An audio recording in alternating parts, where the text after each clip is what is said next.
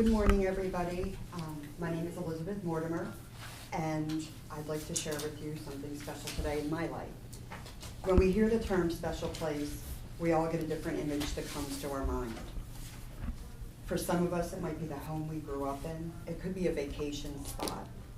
It could be a garden or even a landmark that we visited. I'd like to share with you my special place, Bryn Athyn Cathedral and Estate. It's just outside of Huntington Valley, and why it is so special to me. It is my special place that I find myself when I want to go and relax, when I want to celebrate different triumphs and joys in my life. And it has also become the place that I go to when I seek refuge. Relaxing anywhere in the grounds of Bryn Athyn is easy. It's such a serene setting. It's beautiful. If none of you have ever seen it one day, I hope you Google it and look it up. And I wish I had brought a visual aid to show you. If I'd thought of it, I would have. It has a towering and majestic cathedral and two giant mansions. These were a personal home to somebody at one time, and they built a cathedral there so they could have their place of worship. It's all surrounded by acres of lawns and hedges that seem to go on endlessly. 8 years ago, when I worked in Huntington Valley, this became my favorite place to go to during my lunch. I'd relax on the grounds, I'd take my packed lunch, and time would slip away from me. I'd easily admit that I probably went back to lunch late a few times. Other times since then, I ventured to the cathedral, where even the pews, when they're filled with others, I can find myself in such a state of relaxation that I could actually meditate or find myself deep in prayer and thought, just with my personal thoughts, not ones that I would share out loud ever, but I could achieve this there. Relaxing during a walk around the mansion is one of my favorite things to do. There are courtyards with fountains. There are beautiful columns, all stone, that are carved with animals and figures in them that just bring your imagination alive. And there, I would daydream. I would think of the fairy tale childhoods that their children must have spent there, that were probably so different than the childhoods of most of us. Out in the courtyard, there's actually stone walls and the columns, and there's a giant recessed bench that's stone, and it's set into the wall. It's a little, well, actually a giant nook. And it's so inviting that actually I've taken books and sat there and read. Unfortunately, every time I have the same thought as I'm sitting there reading, that it's cold, it's stone, and I should have brought a cushion to sit on. I have yet to remember to do this, because usually I don't think ahead. Sometimes I just find myself driving, and I end up there. Now that I've told you how relaxing it can be, let me share with you how I've actually celebrated there. We all have things we celebrate in life. We celebrate with our family, we celebrate with our friends, birthdays, holidays, different events. But there are times we have personal celebrations. Those moments alone, sometimes before or after we share good news and moments with others. And other times they are just personal wins and personal triumphs that we do just celebrate eternally or internally. Having received a much sought after promotion years ago, I sat there eating my lunch in an unabashed cat eat the canary grin. I left where I worked and went there because I didn't want to seem boastful in front of my coworkers, like I was bragging, but I was proud of myself, and I wanted to go there to enjoy that. And I felt that I could do that there. Another time, right in the midst of fall, Bryn Athyn Cathedral seemed to join me in celebration when I arrived there shortly after the birth of my grandson, Henry. The leaves flew from the trees like my own ticker tape parade as I walked along. I had a huge ear-to-ear grin. I couldn't stop smiling, but yet I was crying tears of joy.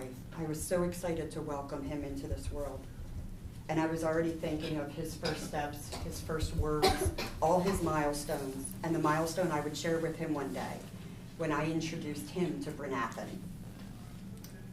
I've shared with you how Bryn Athyn is my destination for relaxation and the place where I go to celebrate my personal triumphs.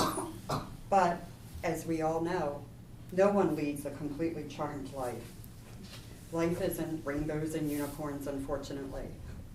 So now I will share with you how Bryn Athyn has also been my place of refuge on what seemed like the darkest of my days. Feeling like a failure, I wandered the grounds of Bryn Athyn when that company that gave me the promotion years ago shut. Just one day went to work and I had no job. It left me unemployed and with no immediate job prospects. I sought refuge at Bryn Athyn from the fear of not finding another job quick enough, for not being able to support my family, and the thought of my children knowing I had no way to support them. I didn't want to see the fear in their eyes. I didn't want to fail them. I looked up at that towering cathedral that day, and I felt smaller than I had ever felt. Not in life so much, but in going here, because I had shared so many good things with this location. And now I felt this big.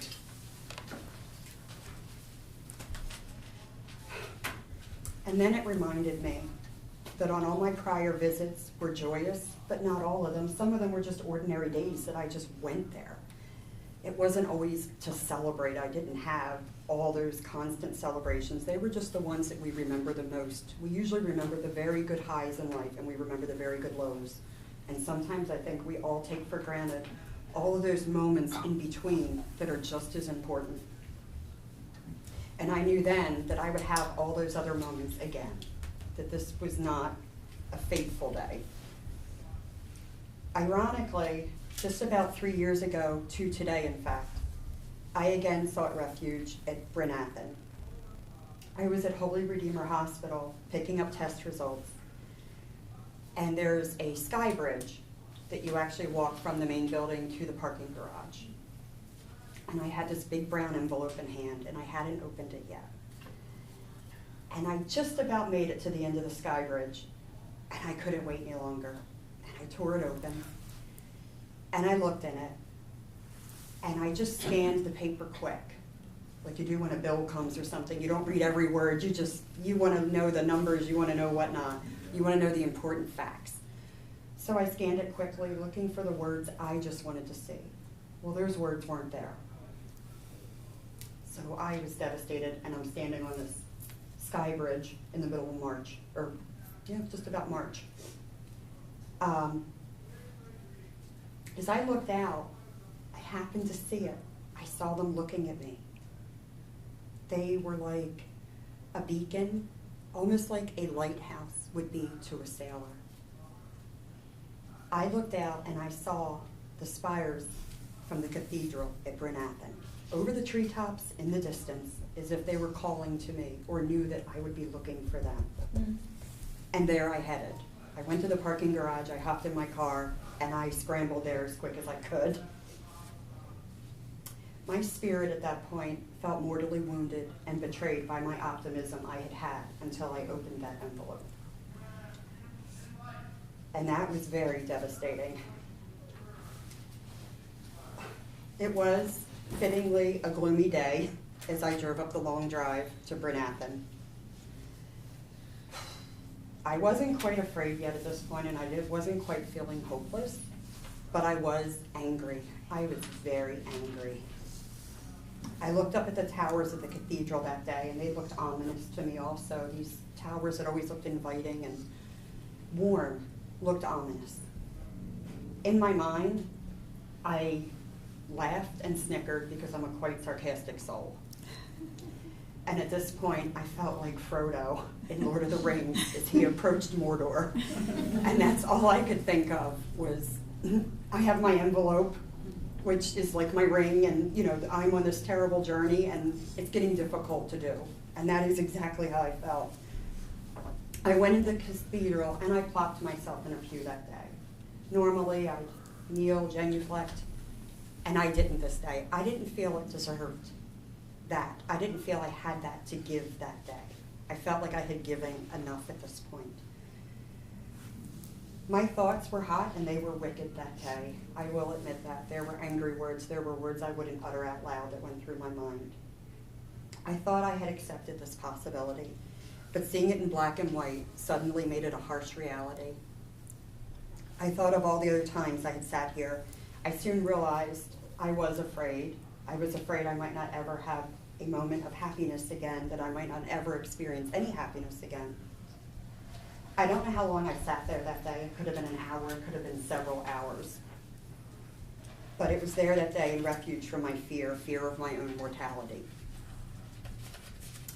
I cannot tell you that I left there that day not angry anymore, that this solved all the problems. I don't want everyone to flock there when you're angry and upset and life isn't going good and think that it's a miracle place. It's not. It's just a special place. So I left there still scared, still unafraid, still not knowing what would go on. But I left with the knowledge that I knew I was allowed to experience all those emotions. I was allowed to feel those emotions, whether they be anger, sorrow, fear. You're allowed. And knowing the stages of grief, I should have known that's what I was actually going through. And I knew then that I would experience happiness again. I hope you can all see why, for me, Bryn Athyn is my special place to relax, to celebrate at times, and to seek refuge when needed. I will tell you that the events I've shared aren't in chronological order at all in the way I've told them to you.